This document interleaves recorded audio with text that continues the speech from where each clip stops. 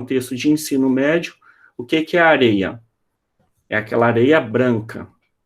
Aquela areia branca, ela tem quase 100% de sílica, SiO2, e aí ela é tratada como sendo um sistema homogêneo, só nessa perspectiva. Mas a areia mesmo do dia a dia, essa mistura de rochas é heterogênea.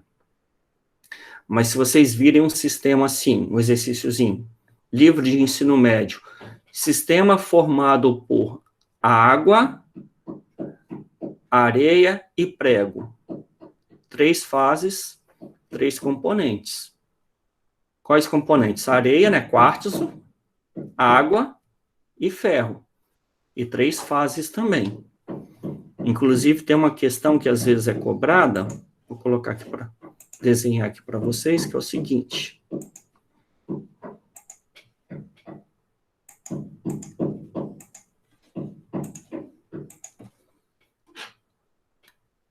Que é assim, ó, conseguem ver a tela? Sim. Consegui. Um sistema contendo água, aí tem um bloco de granito,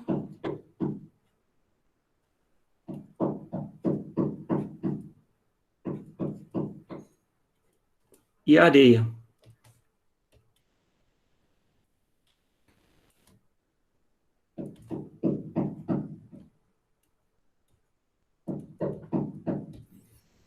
E aqui granito.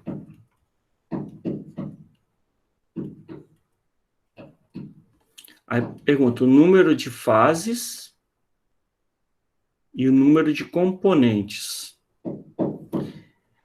A areia, né, de uma forma simplificada, ela é o quartzo. Não no contexto do curso técnico, no contexto de ensino médio. SiO2, sílica, quartzo. E o granito, quando se fala de granito, tem vários granitos. Aquele granito mais clássico, aquele cinza que se usa muito em rodapé, pode olhar o rodapé lá do IFES, que é esse granito aqui. Ele tem mica, mais feldspato, mais quartzo. Feldspato são os pontinhos escuros, quartzo são os minerais brancos, né? E mica é amarelado. Então, quando a gente vai analisar o número de fases e o número de componentes, quantos componentes tem? Mica, 1. Feldspato, 2. Quartzo, 3. Areia de novo, 3. Água, 4. Mica, feldspato, quartzo novamente e água. Então, o número de componentes é 4. Quais? Mica, feldspato, quartzo e água. E quantas fases eu vejo aqui? Esses minerais, esses 3 minerais, são vistos a olho nu mesmo. E para ser heterogêneo, tem que ser heterogêneo perante qualquer dispositivo óptico de análise. Então, mesmo que eu precisasse ampliar para ver esses minerais aqui, eu teria 3 aqui, mais um repetido, porque se eu triturar esse granito, o que eu vou ter? Tipo uma areia formada por mica, feldspato e quartzo. Então, eu tenho 3 fases aqui, mais essa fase que está repetida, então esses 2 aqui formam 3 fases, mais a água, 4 fases. Então, sempre que vocês virem, né, o termo granito em questões de ensino médio, é o granito convencional lá, mica, feldspato e quartzo. E a areia é o quartzo puro, simplificadamente, porque a areia tem quase 100% de quartzo. Professor, Oi?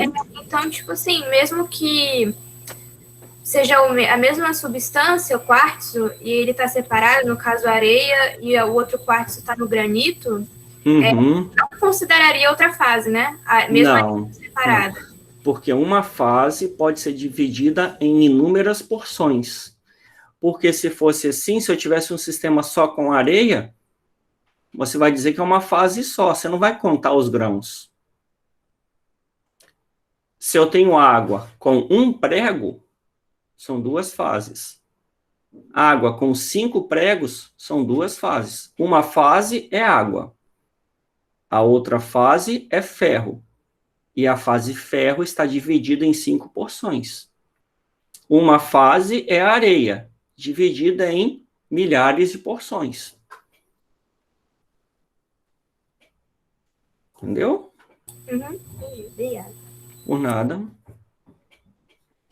Mais o que de dúvidas? Professor, eu tenho uma dúvida, mas não é sobre isso, não. É Pode porque falar. a Elisa tinha falado do negócio das substâncias artificiais e naturais. No caso, tipo, comida se enquadra, tipo, cacau como natural e achocolatado como artificial? Sim, sim. Tá. Achocolatado é duvidoso, mas acaba sendo, é industrializado.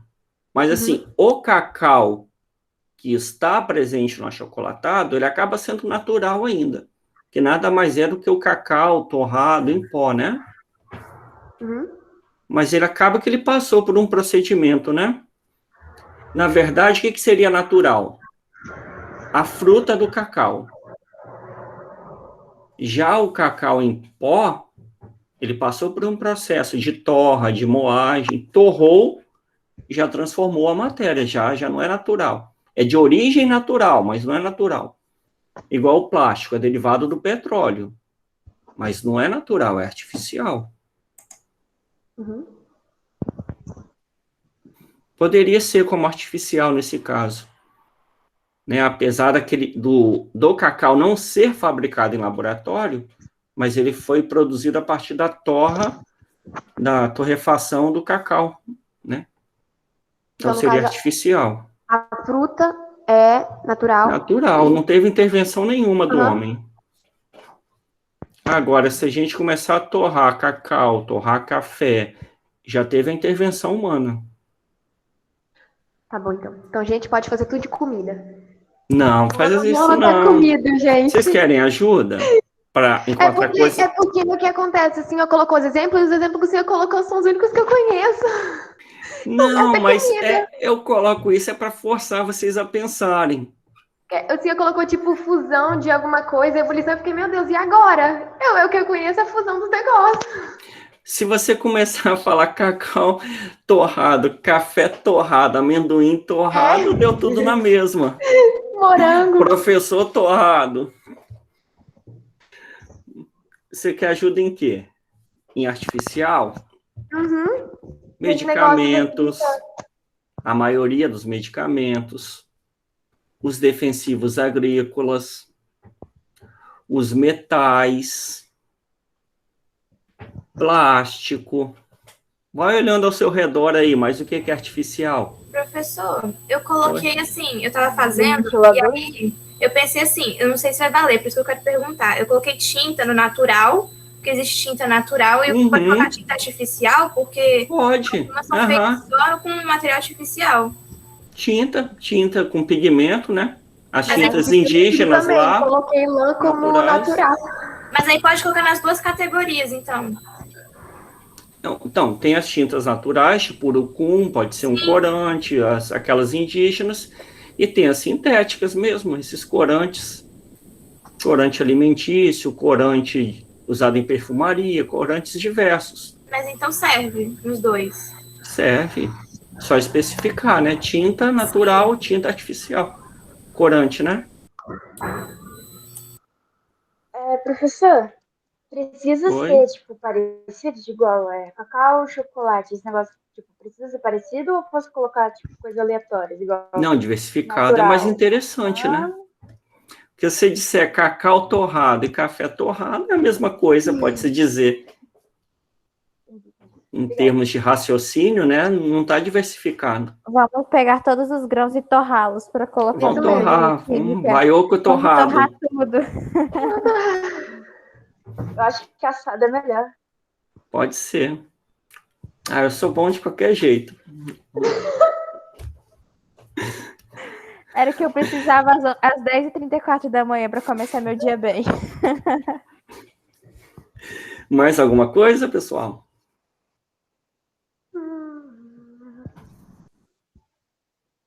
Professor, só para confirmar mesmo, gelo e água são um componente só?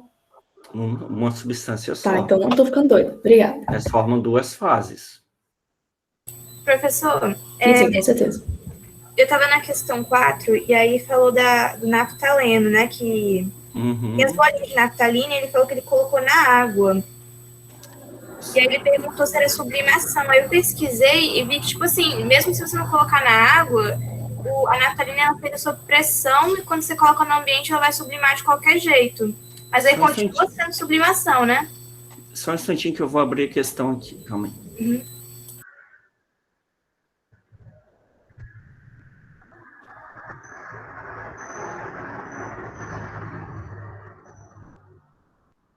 Sublimação. A 80 graus Celsius é fusão. É de sólido para líquido. Na temperatura ambiente, vai de sólido diretamente para gás. Sublimação. Está falando que 80 graus Celsius a temperatura é de fusão. Passagem de sólido para líquido. Na temperatura ambiente, o sólido diminui de massa. Então, ele está sublimando. Está passando para o estado gasoso. Os dois principais exemplos de sublimação são naftalina e iodo, I2, sólido. São os dois mais usados. Eu confundi a questão, professor. Eu estava falando da questão 4, mas é a 9. Era gelo seco. Ele falou que colocou na água. Tá, só um instantinho.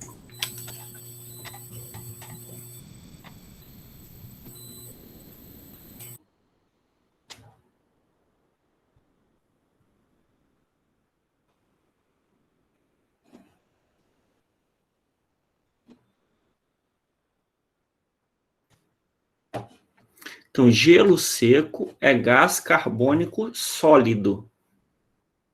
Gás carbônico sólido passa diretamente para o estado gasoso. De sólido diretamente para gasoso é sublimação. E essa fumaça branca, entre aspas, nada mais é do que esse CO2 borbulhando ali dentro da água.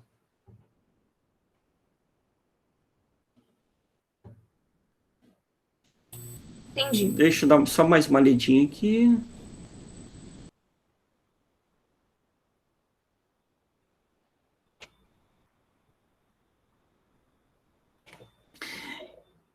Então, foi colocado gelo seco num copo de água. O que acontece? O gelo seco é CO2 sólido, que vai sublimar, vai passar diretamente para gasoso. Então, o processo, a resposta é sublimação. Só que de sólido para gasoso, o processo é endotérmico, certo? Então, o gelo seco está absorvendo calor. De onde? Da sua vizinhança. Se ele foi colocado na água, ele vai absorver calor da água para sublimar. Então, a água líquida vai resfriar. Entendeu? O gelo seco, você está falando que ele botou gelo seco na água, certo? E observou a formação de uma fumaça. O que é isso? O CO2 sólido se transformando em CO2 gasoso. Sublimação. Sublimação é um processo endotérmico. Acontece absorvendo calor. De onde? Se eu tivesse CO2 aqui, o gelo seco na palma da mão, ele ia absorver calor do ar e da minha mão. Se o cubinho está dentro da água, vai absorver calor da água. Vai retirar calor da água para sublimar. E a água vai resfriar. Entendi. Mas é sublimação. Porque está perguntando do gelo seco e não da água. No caso, igual nessas questões assim, tem que colocar uma explicação? Não, não. Só... Deixa eu ver aqui o que tem explicação.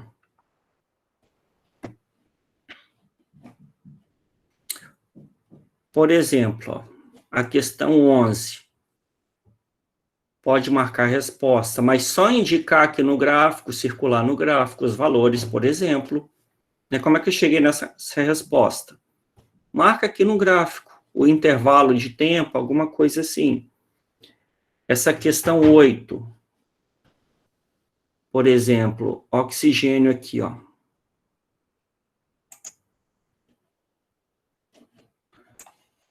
Vocês podem fazer assim.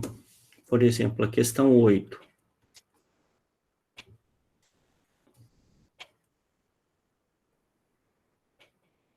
Tem oxigênio,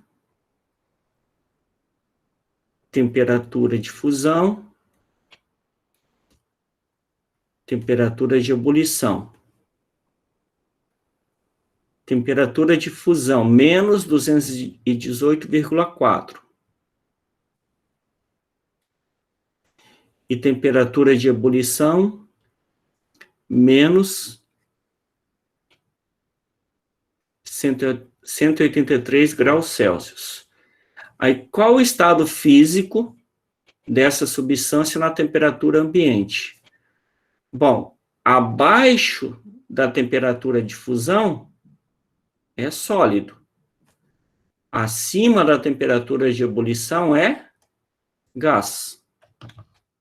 Então, para cá é sólido, para cá é gás. E nesse intervalo é líquido. Onde que está a temperatura ambiente? Está aqui, ó. Então, na temperatura ambiente, qual é o estado físico? Gasoso. Então, dá para explicar com um esqueminha assim. Fazendo uma linha com a temperatura de fusão e de ebulição, explicando em que região é sólida, em que região é líquida, em que região é gás. E mostrar onde está a temperatura ambiente. Está nessa região da esquerda, está na região do meio, ou está na região da direita. Esse tipo de explicação, esse tipo de esquema. Na primeira parte da lista, quase toda ela dispensa explicações. Onde vai ter explicação? Mais explicações. Aqui, professora, era exatamente isso que eu ia perguntar. Se era necessário... licença, posso... Perdão. Ai, perdão. Então, pode falar. Era exatamente isso que eu ia perguntar. Se era necessário uma explicação em todas as questões. Porque, tipo, não, é quando necessário. Exato. Nessa questão número 8, por exemplo, eu só explicitei. Então, tipo, oxigênio se encontra no gasoso, não. Tem problema ou necessita dessa reta? Não, assim, eu estou dando exemplos de como poderia ser explicado. Entende? Você pode... Okay.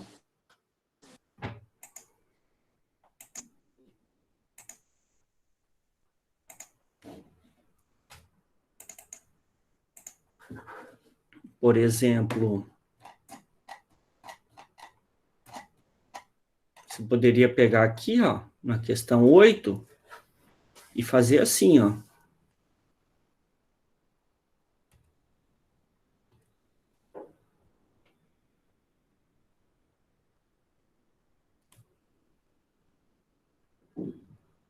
Sólido, aqui mesmo, líquido, gasoso. Onde que está o 25 graus Celsius? Para cá. Sólido, líquido, gasoso. Onde está o 25 graus Celsius? Para cá. Então, o fenol será sólido. O oxigênio será gasoso. Entendeu? Na própria tabela já dá para fazer.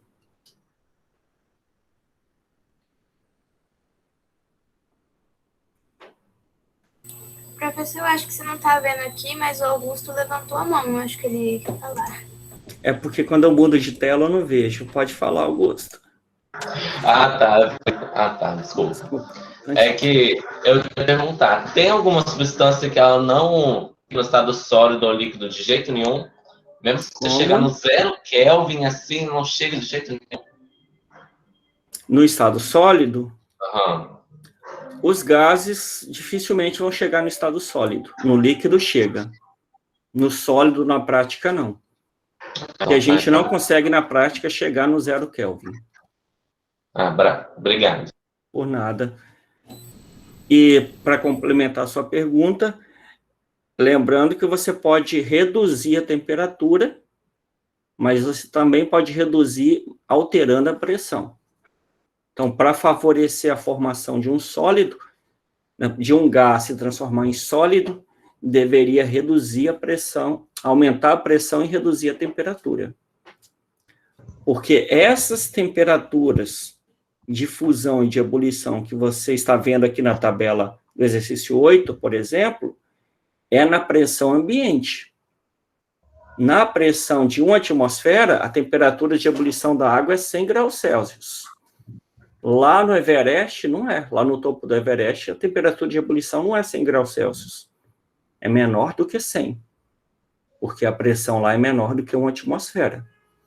Então, a temperatura de fusão e a temperatura de ebulição depende da pressão externa. Então, essas tabelas que vocês veem de temperatura de fusão e de ebulição é na pressão de 1 atmosfera. Em outro valor de pressão é outro valor. Então, quanto maior a pressão, menor temperatura precisa, né? Quanto maior a pressão, maior temperatura. Só um instantinho, Beatriz. O granito vai contar 3 fases e 3 componentes: mica, feldespato e quartzo. Deixa eu ver se eu acho um gráfico aqui, ó.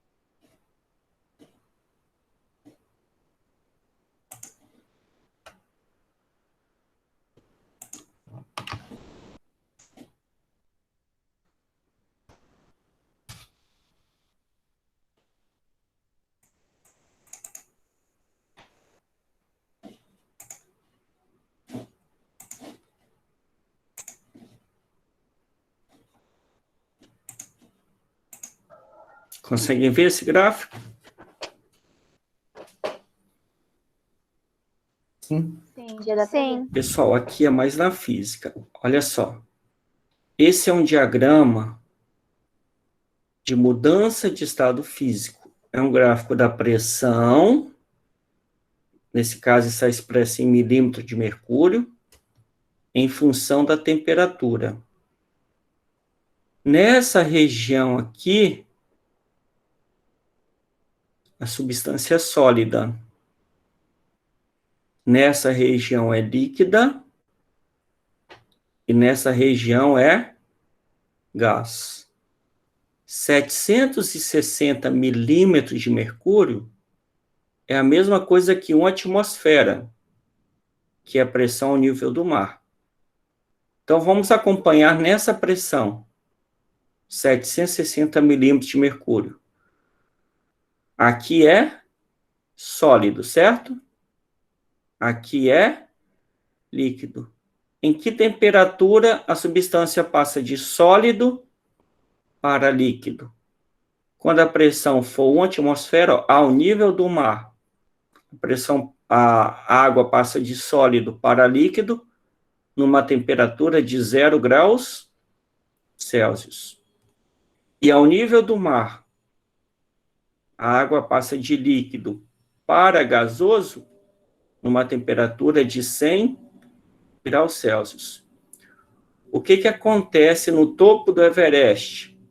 A pressão é menor, porque o gás é rarefeito.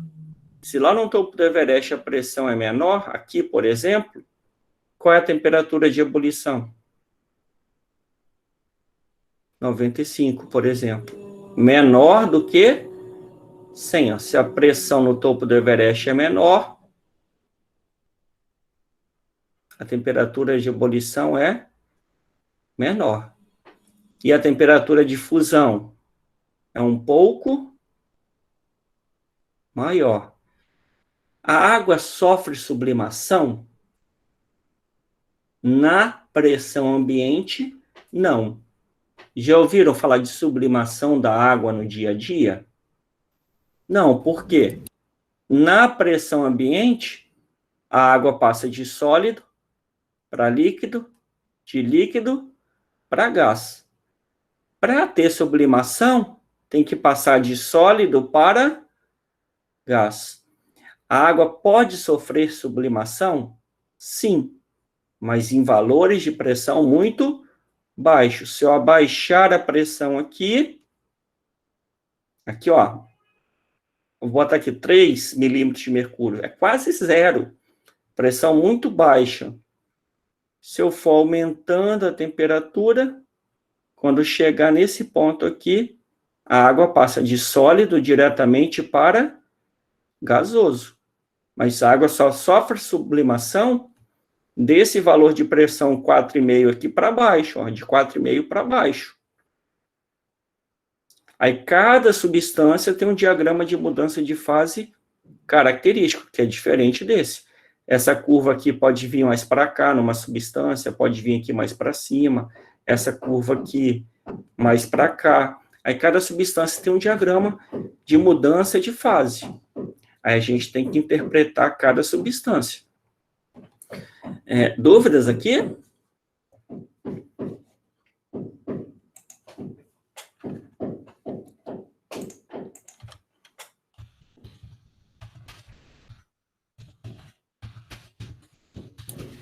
Professor, sobre colocar as respostas no caderno, eu quero colocar no caderno e depois escanear, né? E aí, tipo assim, naquela questão que tem os gráficos, eu posso fazer o gráfico no caderno, ao invés de na folha? Desculpa, você repete, por favor, que eu fui baixar um gráfico aqui, eu me desconcentrei. Tipo assim, que eu vou colocar as respostas, as perguntas no caderno. E tem, por exemplo, eu vou fazer o esquema também das questões, tipo a questão número 8, só que aí a questão 5 tem gráfico. Eu posso fazer o gráfico mais simples? Pode, pode. Isso não precisa copiar o enunciado, tá? Ok, não, é só para deixar mais...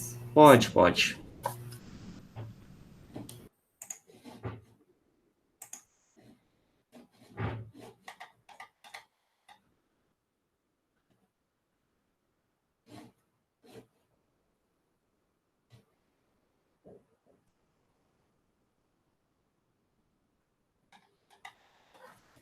Pessoal, só um instantinho que eu vou tentar achar o diagrama aqui da naftalina.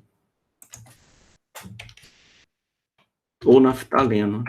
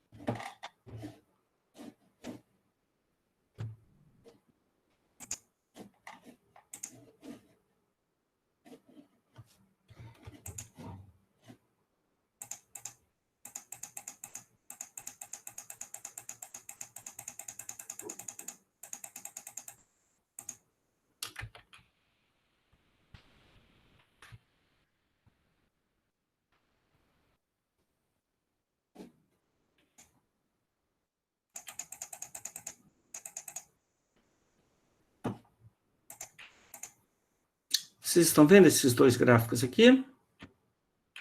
CO2 e água, vapor de água? Sim. Só não consegui achar do naftaleno, mas eu achei do CO2, que seria o exemplo do gelo seco. Então, na pressão, aqui é a pressão por temperatura. Na pressão aqui de 1 atmosfera, o CO2, né, que é a pressão ambiente, que é o nível do mar, nessa região aqui, ó, é sólido, líquido, gasoso. O CO2 a 1 atmosfera, ele passa do estado sólido diretamente para o gasoso. Mas em que temperatura? Menos 78,5 graus Celsius abaixo. Então, se eu quiser produzir gelo seco, o que eu tenho que fazer? Pegar o CO2 na pressão ambiente e reduzir a sua temperatura para menos 80, por exemplo. Eu tenho que pegar esse CO2 que está aqui, ó, numa temperatura ambiente, ó, pressão 1 atmosfera.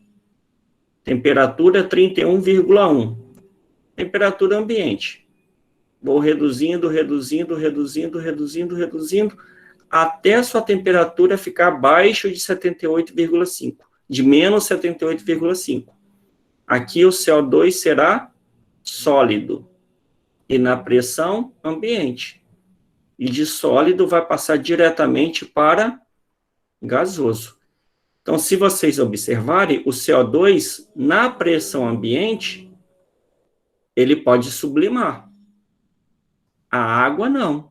Na pressão ambiente, a água não está passando por aqui. Ela está passando de sólido para líquido. Então, não tem como sublimar água na temperatura ambiente, na pressão ambiente. Mas tem como sublimar o CO2. Então, para saber temperatura de fusão, temperatura de ebulição, a gente precisa analisar esses diagramas de fase aqui. Professor, mas então se eu deixar na mesma temperatura, que ele ficaria sólido, né? Que é menos 78. Tá falando do CO2? Isso. Então, tipo assim, se eu aumentar a pressão, ele continuaria sólido, né? Nessa mesma temperatura.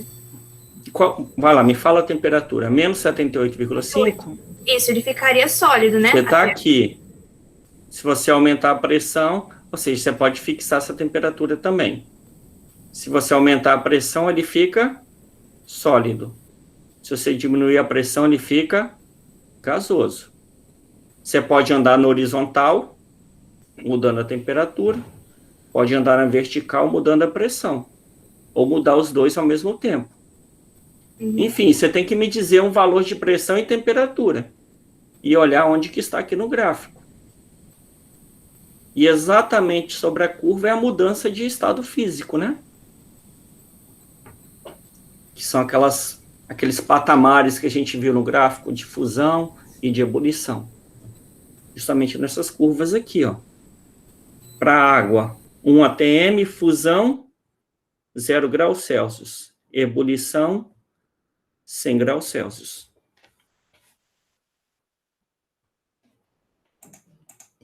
Mais alguma dúvida?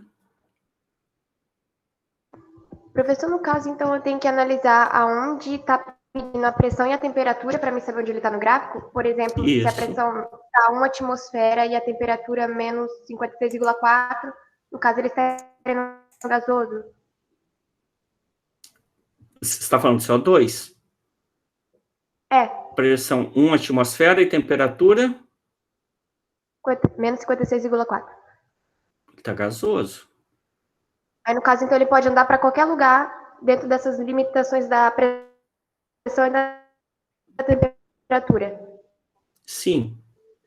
Temperatura você muda, fornecendo ou retirando o calor do sistema.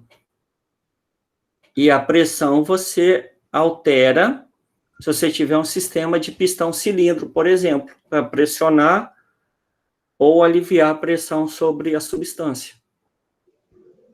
Ou a própria pressão externa. Se você está numa região ao nível do mar, ou se você está no topo do Everest, a pressão é diferente. Enfim, você me diz um valor... CO2, no caso... Pode falar. Pode continuar. Não, você tem que... Nesse gráfico CO2, tá travando, eu acho. Tá travando um pouquinho, mas tô entendendo. No caso do gráfico CO2, dá para dizer aí o ponto de fusão de ebulição? E aonde eu encontro, se dá para dizer? Para você falar em ponto de fusão e ponto de ebulição, você tem que me dizer qual é a pressão. O que a gente diz no dia a dia, quando eu falar a temperatura de fusão e de ebulição da água, é 0 e 100 graus Celsius. Isso se convencionou que é na pressão de uma atmosfera, que é a nossa condição ambiente aqui é de pressão de uma atmosfera. Então, quando a gente fala assim de forma simples, qual a temperatura de fusão e de ebulição? Bom, a 1 atmosfera, a temperatura de fusão do CO2 é menos 78,5 graus de sublimação, no caso, né? Por quê? Nesta pressão, vamos encontrar a nossa condição ambiente. Qual é a nossa condição ambiente para o CO2? 1 atmosfera, não é? E qual é a nossa temperatura ambiente? 25, 30 graus. Nós estamos aqui, ó. Como é que é o CO2 na nossa atmosfera? Gasoso. Nós estamos aqui, certo? Ao nível do mar, 1 atm, temperatura ambiente, 20, 25, 30 graus Celsius. Estamos aqui. Aí, se eu for resfriando o CO2, resfriando, ele vai passar para o estado sólido, vai virar gelo seco, abaixo de menos 78,5 graus Celsius. Mas eu posso ter CO2 líquido? Posso. Mas o líquido está aqui. Para eu ter CO2 líquido, um dos requisitos é que a pressão tem que ser maior do que 5,11. Mas se fosse a temperatura, não pode. Tem que ser aqui, ó. Eu tenho que escolher uma pressão e uma temperatura nessa região azul, se eu quiser ter CO2 líquido. Entendeu? Uhum. Mais alguma dúvida? Podemos começar a aula? Nossa. Acho que pode. Tá. Então, vou fazer o seguinte, eu vou parar a gravação e vou começar novamente, tá joia? Com um novo assunto. Ok.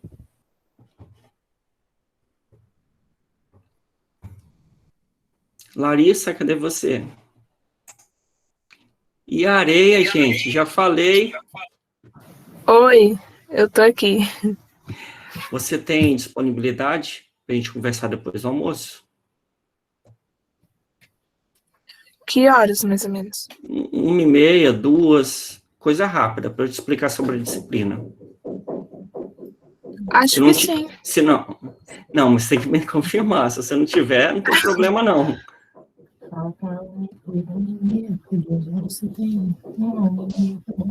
Tá bom, 1h30. Mas não vai te atrapalhar, não? Pode ser amanhã também. Não. Mas é tipo assim, quanto tempo mais ou menos que... Rapidinho. 2 horas 15, eu tenho... Não, 15 minutos. 20 minutos, então tá bom. por aí. Então dá. Vou te mandar o link da reunião lá na mensagem, tá? Tá bom. Tá jóia, então.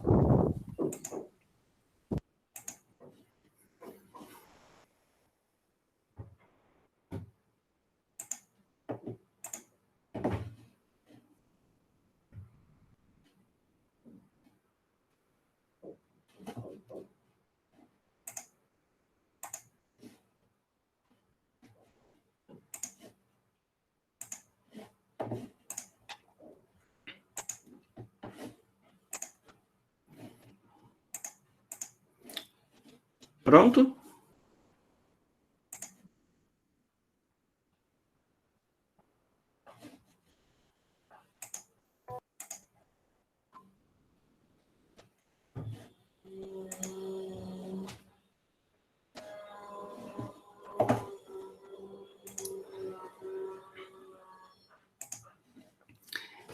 Então, pessoal, nós finalizamos esse capítulo, a matéria e suas transformações, e a gente vai começar a estudar processos de separação de misturas.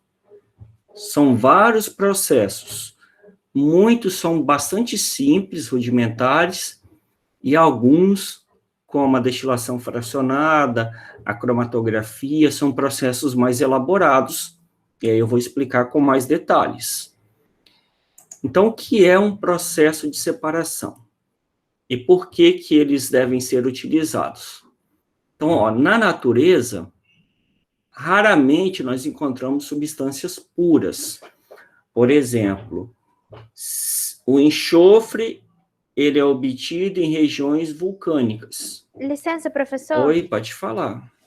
As meninas estão comentando que também tem uma outra aluna nova aqui. Ana Clara Ramos Lima. A Tamires colocou aqui no chat. Tá, só anotar aqui, que eu não tenho...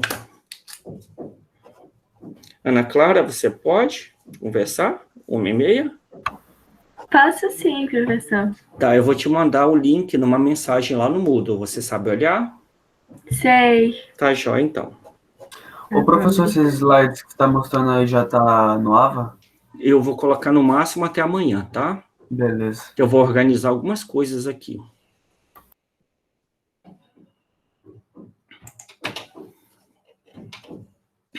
Então, pessoal, na natureza, dificilmente a gente encontra as substâncias em sua forma pura. Por exemplo, a gente extrai enxofre de uma região vulcânica. Esse enxofre frequentemente está contaminado com o ferro. Então, se eu quiser obter enxofre, eu preciso retirar o ferro que estará presente ali no enxofre. Se eu tenho um minério de ferro, uma bauxita, frequentemente esse minério está contaminado com outros minerais, com outros materiais inorgânicos.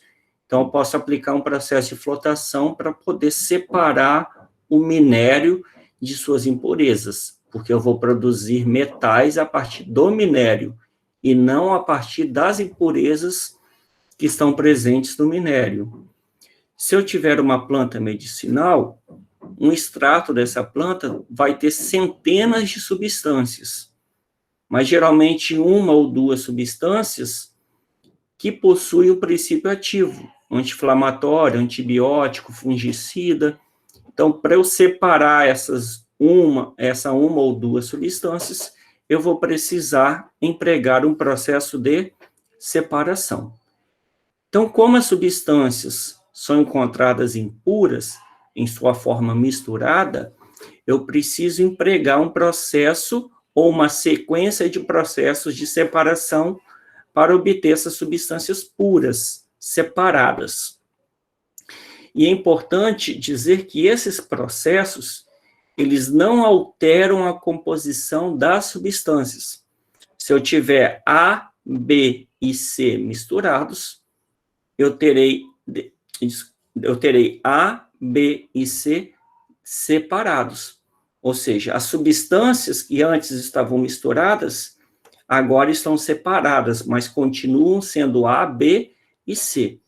Ou seja, não houve nenhuma transformação. Então, esses processos são processos físicos e não processos químicos de separação.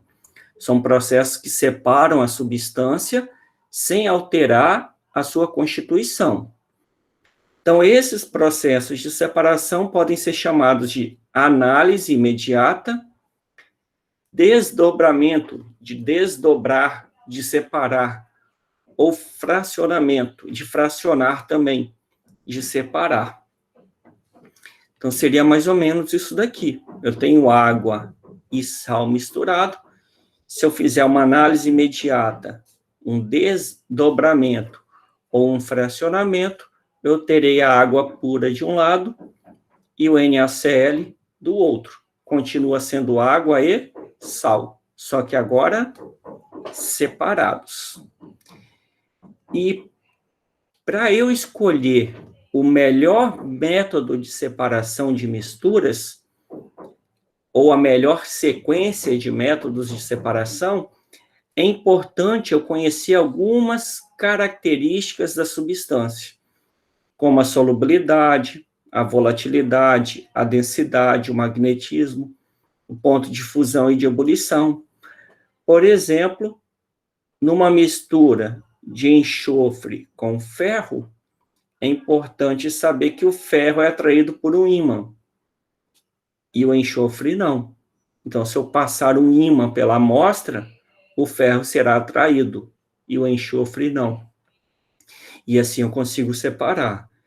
Se eu souber que a argila ela é mais densa do que a água, se eu tiver uma água de poço, numa região remota, onde não tem tratamento de água, e eu deixar essa água em repouso, a argila vai se sedimentar no fundo do recipiente, e aí eu consigo retirar o sobrenadante, que seria a água isenta ou praticamente isenta de argila. Então, para eu escolher o método de separação mais apropriado, é importante que eu conheça a característica das substâncias que estão presentes na mistura. Então, se eu tiver açúcar com areia, é útil saber que se eu jogar água nessa mistura, o açúcar vai se dissolver. E a areia não. E aí, quando eu filtrar, o açúcar dissolvido na água vai passar pelo papel de filtro. E a areia, não. Então, neste caso, eu sei sobre a solubilidade da substância. No caso da argila e água, eu sei sobre a densidade. No caso do ferro com enxofre, eu sei sobre o magnetismo. Então, se eu souber características das substâncias que constituem a amostra, eu consigo escolher o melhor ou a melhor sequência de métodos de separação. Dúvidas aqui? E aí? Tranquilo. Tranquilo? E aí nós temos vários métodos de separação. Desde a catação, que é bem rudimentar, até os últimos lá, destilação simples, destilação fracionada, cromatografia. Aí é importante vocês observarem o título que eu coloquei aqui em cima, ó. Misturas heterogêneas, do tipo sólido, sólido, ou seja, a mistura é heterogênea, formada por 2 ou mais sólidos. E aí eu vou separar. E aí eu vou passando os slides, observe o título. Continua sendo mistura heterogênea. Sólido, sólido. Só vai ter mistura heterogênea. Sólido com sólido, a ventilação, separação magnética, levigação, flotação, sublimação, destilação, dissolução fracionada. Aí agora já mudou, ó. Continua sendo mistura heterogêneas, mas sólido, líquido. Depois, misturas heterogêneas do tipo sólido, líquido ou sólido, gás. Continua sendo mistura heterogênea do tipo sólido, líquido. Sólido, gás. Líquido com líquido. Sólido com líquido. E vai. Até que no final muda para misturas homogêneas. Do tipo sólido, líquido. Do tipo líquido, líquido. Até a gente chegar aqui na destilação fracionada do petróleo. Que são essas torres aqui. Depois de destilação fracionada do petróleo, eu vou explicar sobre cromatografia. Não está aqui nos slides. Eu vou desenhando e vou explicando. Tá joia? Então, a gente vai começar a ver todas as misturas heterogêneas. E aí, essas misturas heterogêneas podem ser de sólido com sólido, sólido com líquido, sólido com gás e assim por diante. Então, no começo, eu vou explicando um pouquinho mais rápido, porque realmente são processos bem simples. Tipo, catação.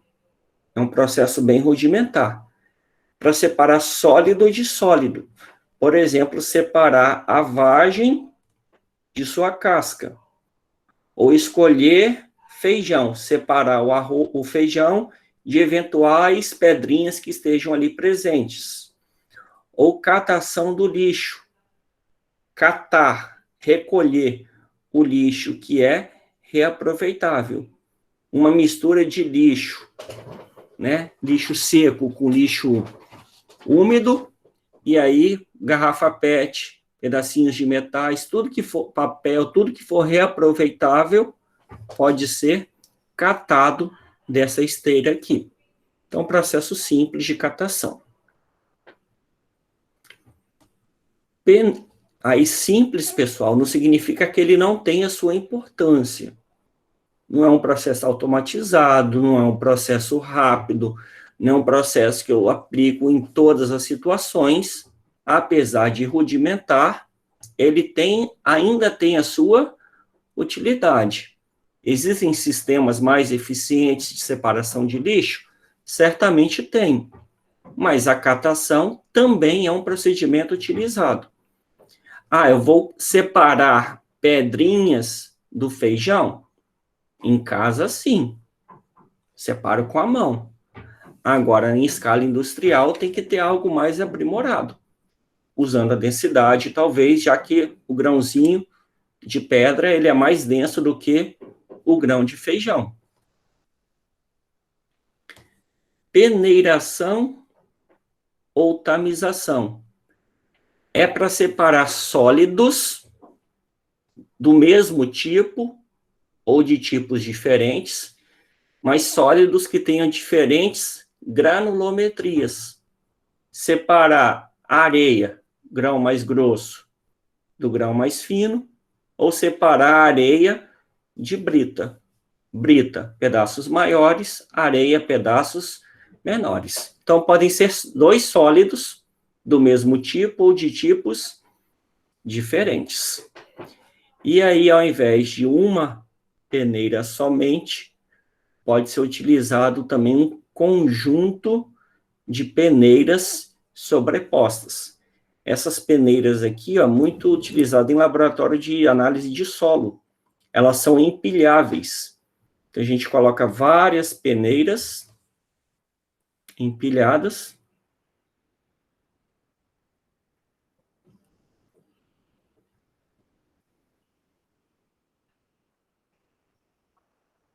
E aí, a que tem o menor diâmetro fica aqui embaixo.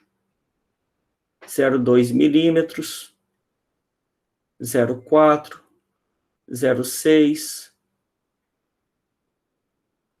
0,8 milímetros.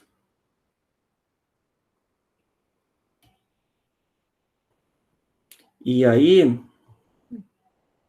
eu faço o seguinte, eu jogo uma amostra de solo, 100 gramas, botar 1.000 gramas. Quais são os grãos que vão passar por aqui?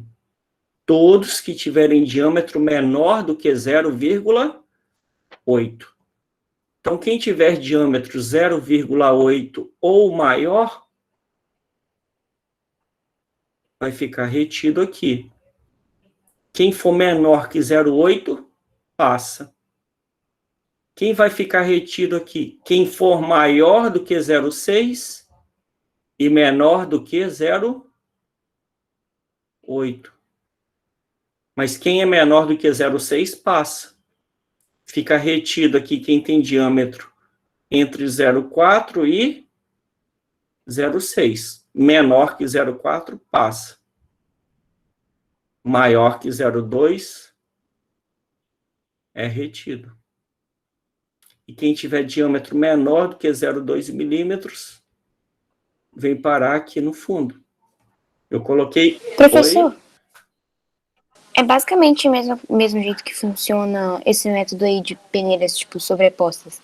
É basicamente a mesma coisa que acontece na separação das moedas, certo? Tipo, no banco. Acredito que sim.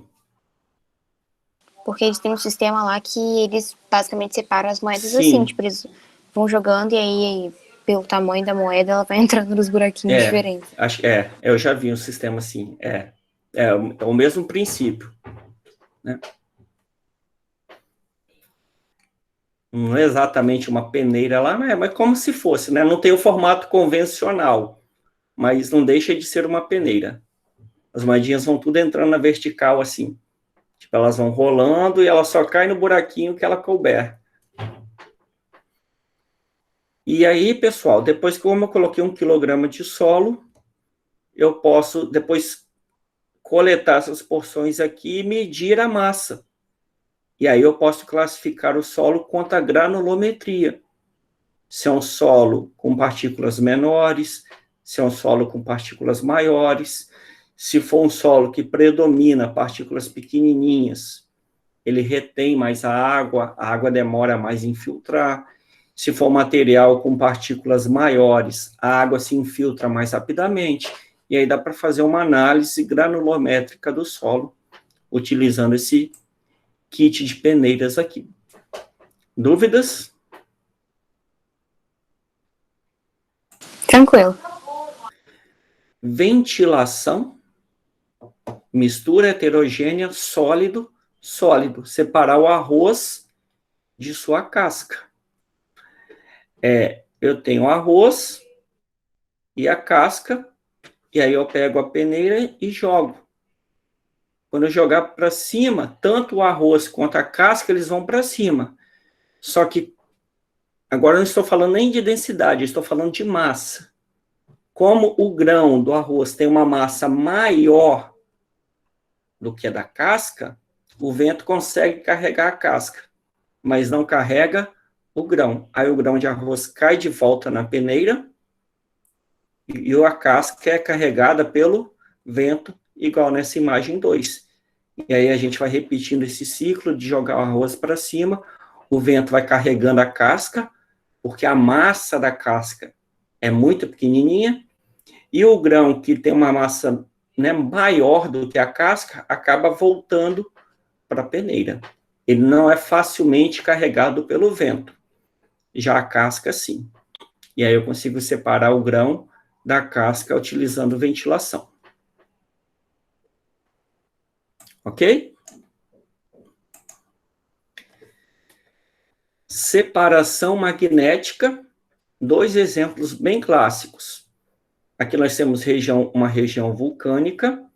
Essa parte aqui, amarela, é enxofre, que é um ametal. E um contaminante muito comum aqui no enxofre é o ferro. Então, a gente extrai enxofre de uma região vulcânica, e depois, como o ferro, que é metal, é atraído por um ímã, e o enxofre, que é um ametal, não é atraído pelo ímã, eu passo um ímã pela amostra de enxofre, o ímã vai atrair o ferro, separando o ferro do enxofre. E também para separar a sucata metálica. Se eu tenho uma sucata que contém alumínio, por exemplo, e aço, o aço é atraído pelo ímã, o alumínio não. Então, tem esses guindastes aqui com um ímã enorme, esse guindaste vai passando por cima, né, do caminhão ou por cima de uma esteira, e aí ele vai atraindo os materiais que são de aço. E os que são de alumínio vão passando direto. Então, para separar lixo metálico e para separar ferro de enxofre. São as principais utilizações. Dúvidas? Só Tá tranquilo.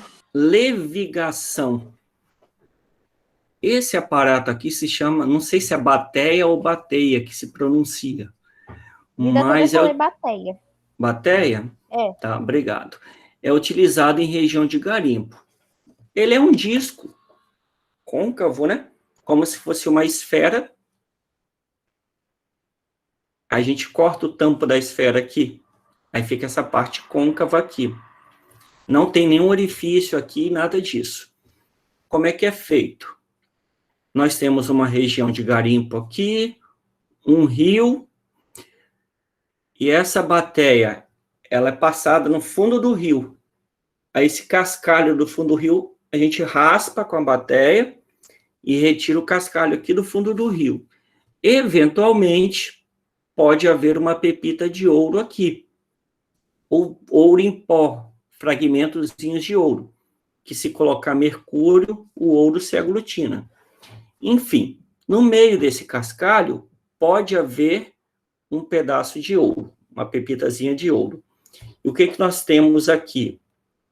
Água por cima, cascalho, que é areia com diferentes granulometrias, desde aquela areia mais fininha até areia mais grossa, pedacinhos de cascalho mesmo, e eventualmente uma pepita de ouro. A água é líquida, cascalho e ouro sólido. Aí o garimpeiro começa a girar essa bateia. Vai girando e a água vai escorrendo, a água vai escorrendo. E ele vai passando essa borda aqui, ó, na superfície do rio. Então, a água vai passando por cima da bateia, vai entrando, vai saindo, vai entrando e vai saindo. E vai arrastando o sólido. Então, a bateia começa com bastante cascalho, com bastante material sólido, e esse material sólido vai diminuindo, ele vai saindo aqui, com arraste da água, né? A água vai arrastando esse cascalho, e esse cascalho vai saindo da água. Aí o cascalho tem diferentes granulometrias, desde o grãozinho mais fino até o grãozinho mais grosso. Nessa agitação da bateia, os grãos maiores tendem a subir, porque eles têm a menor densidade. Então, os grãos maiores vão subindo. Então, nesse arraste da água, quem vai saindo primeiro são os grãos maiores, e a densidade do ouro é bem maior do que a densidade do cascalho. Quem que vai tender a ficar no fundo? A pepita de ouro, se estiver presente, e o cascalho mais fino.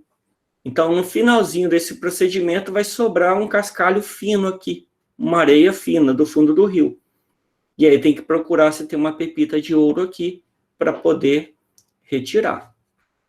Então, nessa agitação da bateia, o cascalho grosso vai subindo, e o fino vai ficando embaixo. O cascalho mais grosso vai saindo, o fino vai ficando embaixo, e o ouro, apesar de ser uma pepita, um pedacinho pequeno de ouro, por ser bem mais denso do que a areia, também vai ficando no fundo. Enfim, tende a ficar no fundo o material que é mais denso. O material mais denso, o primeiro deles é o ouro, e depois o cascalho fino. Dúvidas? Tranquilo? Agora fala a verdade. Quem já peneirou feijão tropeiro?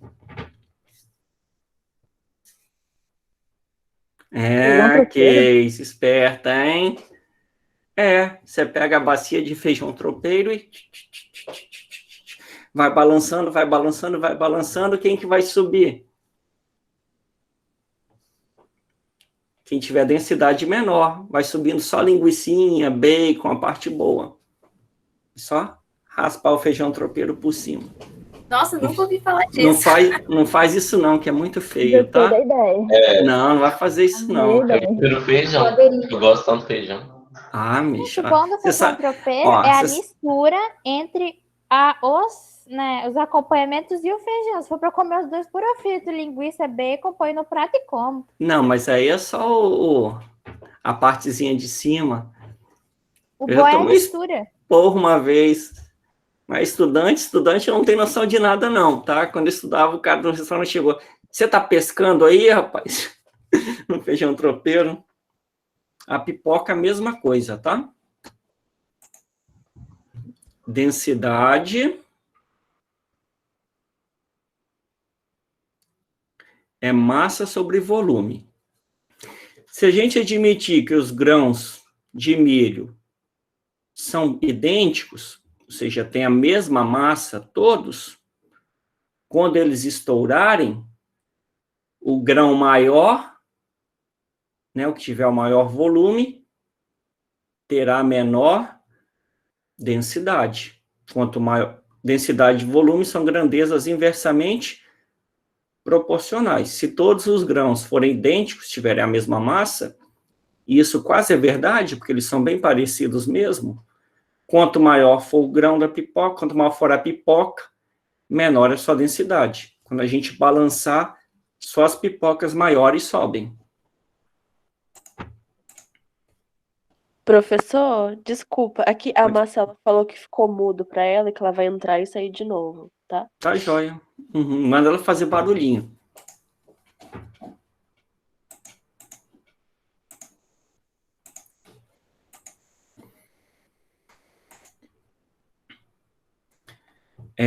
Ainda em misturas heterogêneas do tipo sólido, sólido.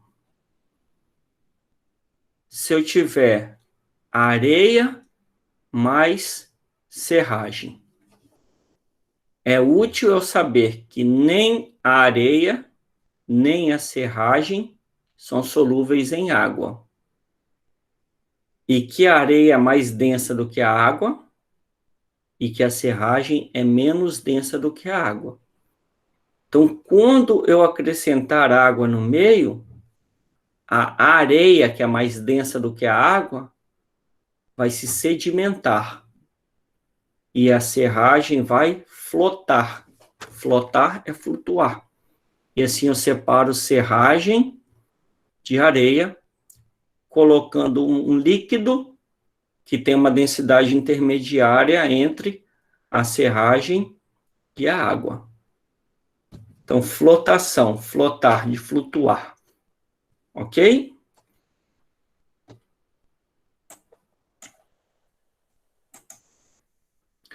Sublimação. Sublimação é a passagem do estado sólido diretamente para gasoso. Os principais exemplos que eu citei, CO2, naftaleno ou naftalina e iodo. Aqui nós temos uma amostra de iodo. O iodo, ele pode conter impurezas. Quando eu falo de impurezas, eu estou falando do seguinte: eu tenho iodo granulado, grãozinhos de iodo. Não estou falando de impurezas externas, não. Eu estou falando de impurezas que estão impregnadas aqui na estrutura cristalina do iodo. Não é algo que eu posso peneirar, que eu posso separar facilmente. É uma impureza impregnada, ela está ali dentro do cristal. Só que o iodo sofre sublimação. A impureza não.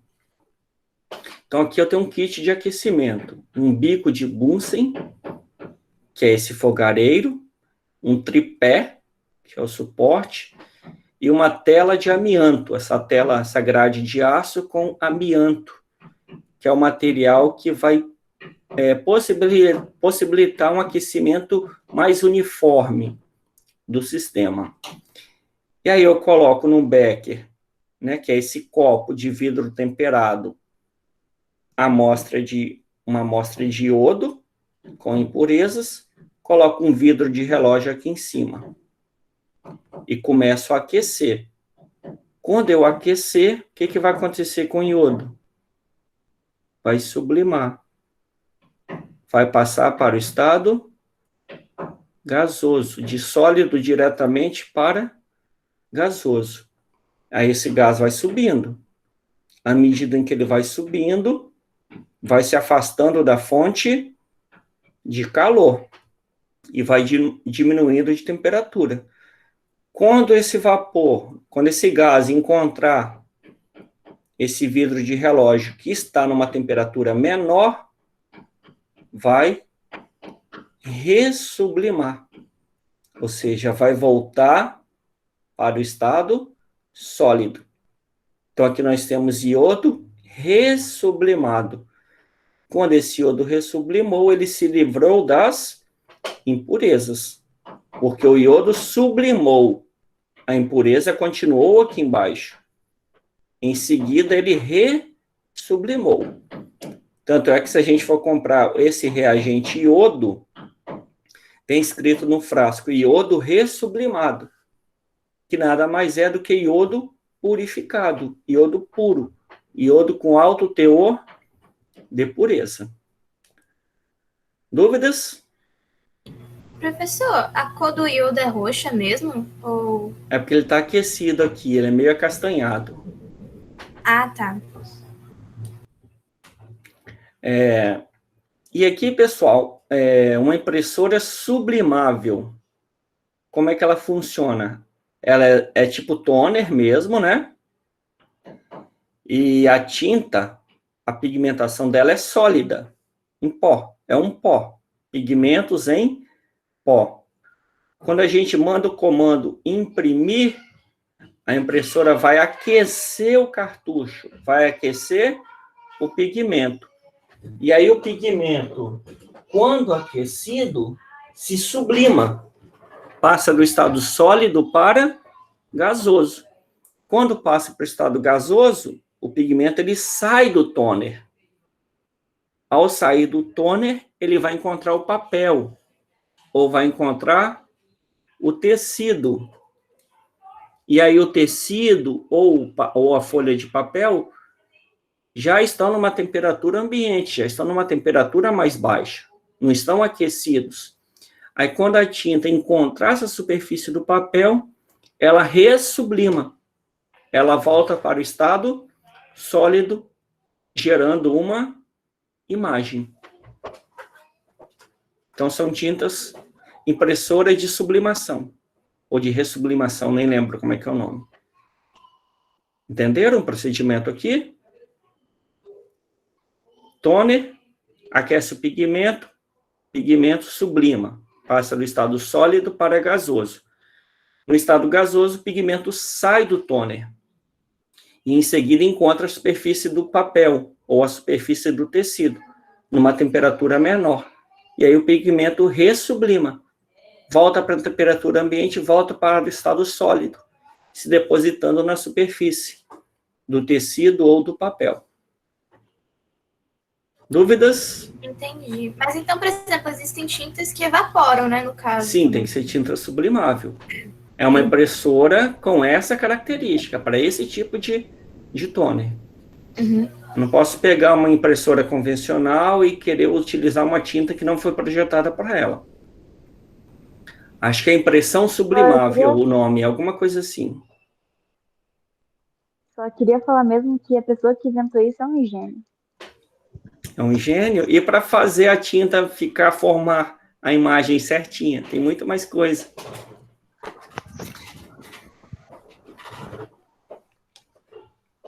Por que a tinta se deposita exatamente nessa região?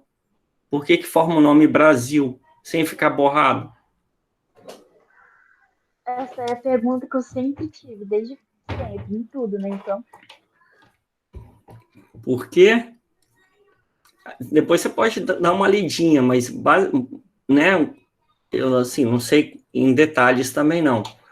Mas antes da tinta ser transferida do toner para o tecido, esse tecido ele é eletrizado. Ou seja, justamente, imagine que fosse tudo branco, né? Se quisesse escrever só a palavra Brasil aqui, e o resto ficar branco. Exatamente onde estão as letras B, R, A aqui, a impressora vai eletrizar, vai deixar essa região do tecido carregada, ou com cargas positivas ou com cargas negativas, vai eletrizar essa região. E a tinta, ela é polar, ela é atraída por essa região eletrizada. Então, quando esse vapor da sublimação chegar nessa região, quem vai puxar, quem vai atrair a tinta, vai ser a parte que está eletrizada. A tinta ela vai migrar justamente para essa região que está eletrizada aqui e vai ressublimar. Vai voltar para o estado sólido, formando a palavra Brasil certinho. Entre aspas, porque se a gente ampliar, tem muita falha, tá? A gente pegar uma impressão que a gente olha, nossa, que impressão bem feita, e ampliar um pouquinho no microscópio, tem muita imperfeição. Mas a olho nu fica muito boa. Entendeu? Não pensaria nisso nunca. Que incrível! Isso bem simplificadamente. Camisas, assim. Eu não entendo, assim, em detalhes também, não. É assim. Essas camisas são feitas camisas assim.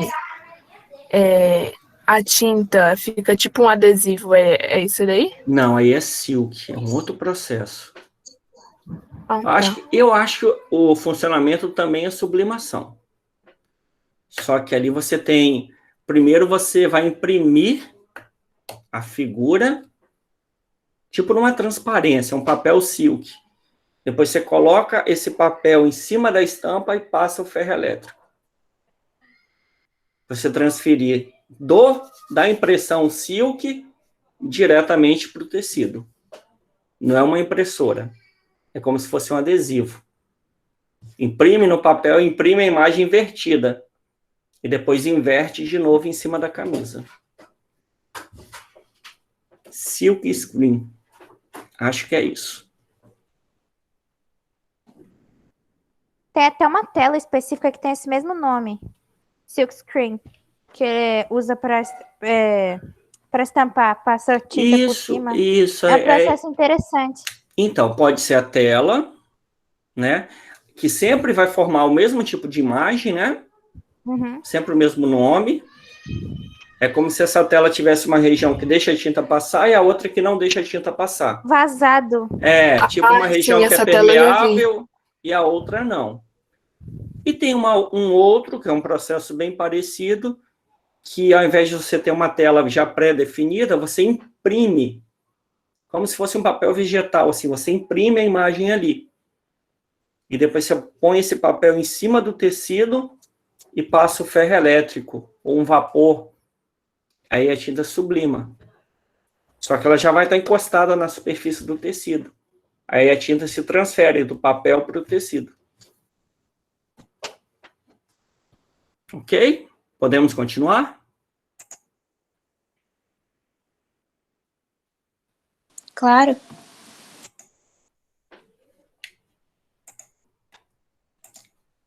Pessoal, eu vou fazer o seguinte, falta pouco tempo para acabar nossa aula, e nós temos aqui os próximos slides aqui, dissolução fracionada, cristalização fracionada e fusão fracionada. Já é um pouquinho mais demorado de explicar. Fracionada significa em etapas. Então, dissolução fracionada seria dissolver A e depois dissolver B. Fusão fracionada seria fundir a substância A para separar, depois fundir a B, depois fundir a C.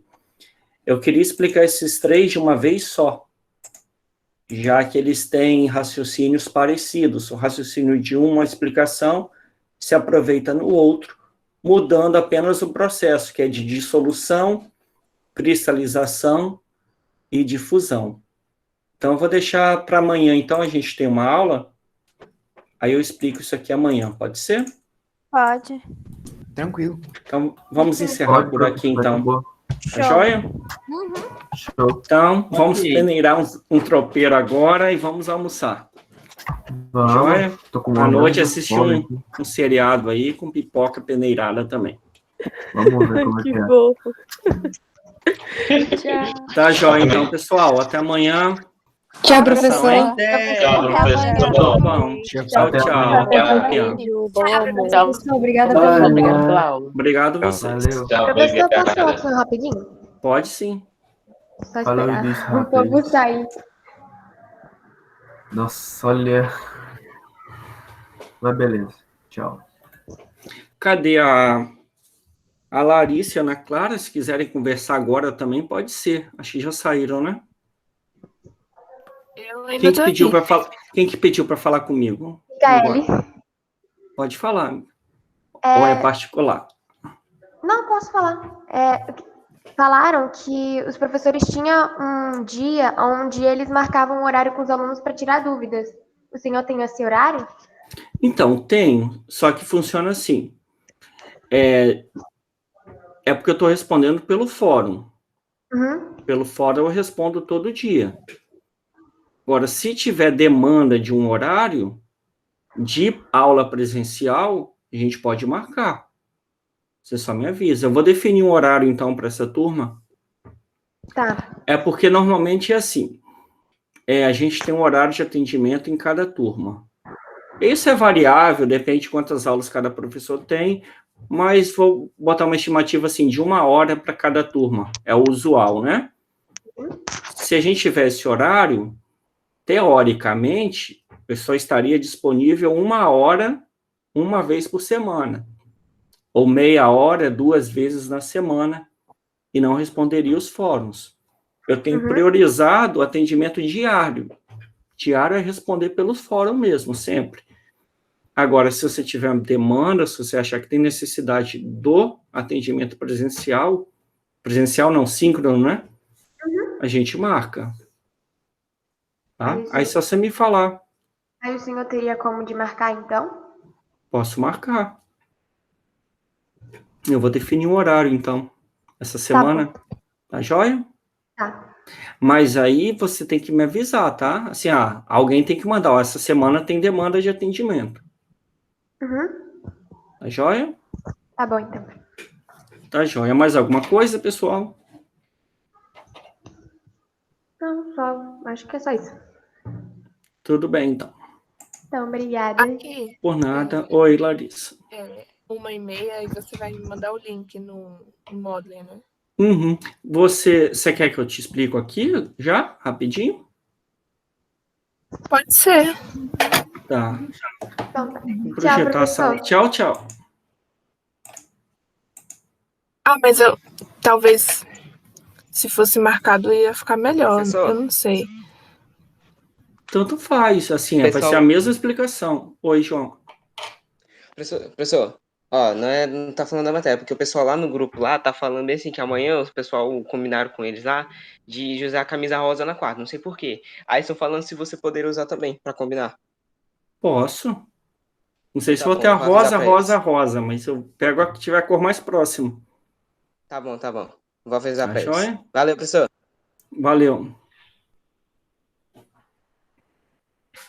Você que sabe, Larissa.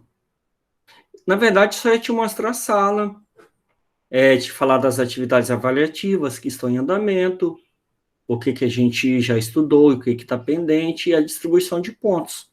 Só para você se localizar na disciplina. Então pode falar. E aí eu ponho para gravar, eu te mando o link da gravação também. Pode ser.